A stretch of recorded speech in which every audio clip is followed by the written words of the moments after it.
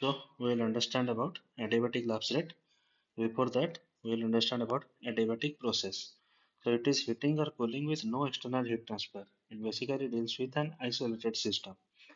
Now imagine an injection with a plunger with its seal, with its top sealed, so that the air that is trapped inside the injection body will behave like an isolated system. So if we compress the air by pulling up the plunger, the air particles are subjected to more pressure.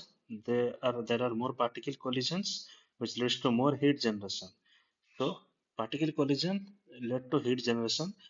The heat was not generated by interacting with anything outside, not by anything outside of the body. So this is an example of adiabatic heating. Similarly, if you pull the plunger down, expansion of the air particles leads to less pressure, less particle collision, less heat generation. This is adiabatic cooling. Okay.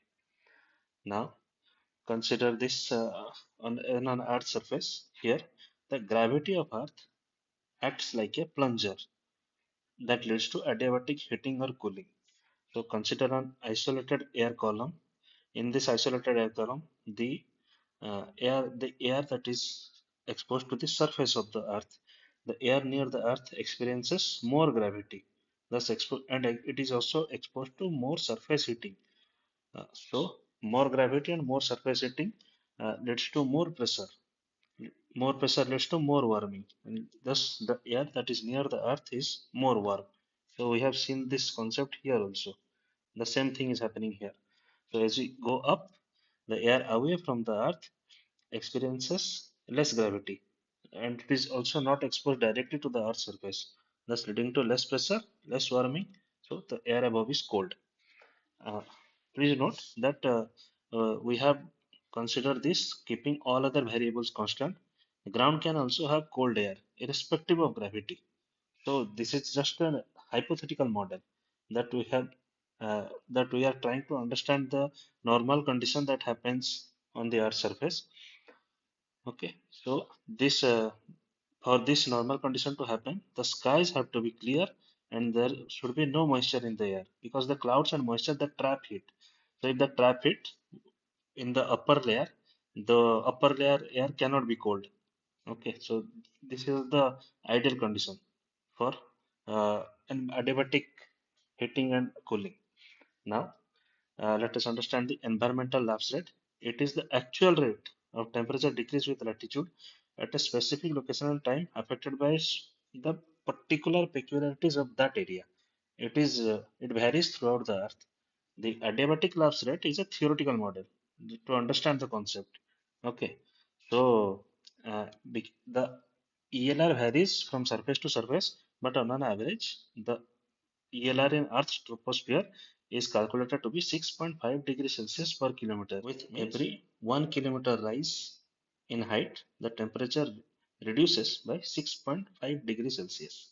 Okay, so this phenomena occurs within troposphere. The average value of ELR, as we said, is 6.5 degree per kilometer. Uh, so these are normal conditions. Now let us understand the temperature inversion. In inversion, the heat radiated by the earth gets absorbed by the moisture in air and greenhouse gases. See, the clouds do not let the heat escape to space, thus leading to accumulation of heat in the upper layers. Thus, this is the example of temperature inversion. Temperature inversion means as we go up, as the height increases, the temperature also increases. In the normal conditions, the temperature reduced, but in temperature inversion, with height increase, the temperature also increases. All right. So now let us see a question that we did in the previous class. Which of the following conditions most likely cause temperature inversion? Temperature inversion means as we go up, the temperature is also going high. So warm air rising over cold surface, this is normal ERR. As the warm air rises up, it uh, it faces less pressure and it cools down. So this is actually normal condition. So this is not the case. The wrong option. Rapid movement of air masses. When rapid movement occurs, adiabatic system cannot be applied. So this is not the right option. So Let us see the clear skies with calm winds during winter nights. So this can be an answer because the ground is giving up the heat rapidly to atmosphere. Okay. So when the ground is giving heat rapidly to atmosphere, the atmosphere may have trapped some heat. So that's how the ground is losing heat and the atmosphere is gaining some heat. So here the temperature inversion condition can hold. And see the last option, heavy cloud cover, surface heating. Usually such extreme words used in an option that tend to be wrong. And again, if we also look at the statement, heavy cloud cover with strong surface heating means the ground is quite hot. Ground is quite hot. It may be giving away heat, and again the air is also absorbing heat. So it might happen that as we go up, the temperature is increasing. It might be a case of temperature inversion, or the statement is strong surface heating. So strong is not is a vaguely defined statement. I mean, is it strong enough mm, to be more than the temperature of the air, or is it less than the temperature of the air? I mean the concept. I mean the situation of uh, temperature inversion or normal lapse rate.